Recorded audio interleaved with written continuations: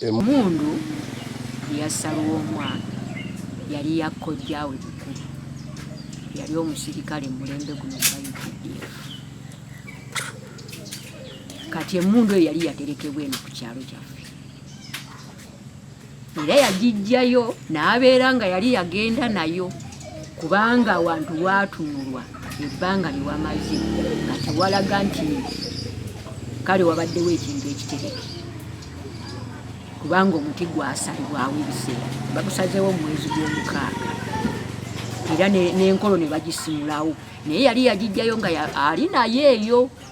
Naye eno yajja kubalaga kifo we yali yakola ki, we yali yaterekebwa okumala ebbanga eryo. Eyo gye bassa Lwomwa, era ekifo n'akiraga, waliwo omuti gw'omuko, ne bamugamba ng'eri mu kafoogi, yeesi ekinnya kikino tukirabye we baasimula ekikonge, era n'ayimirawo n'abagamba nti wano waaliwo omulandira. Kati ndoza wansi w'omulandira eno gye yalinga ekola ki. Download the app on App Store or Google Play Store now. Vision Digital Experience, the future of media.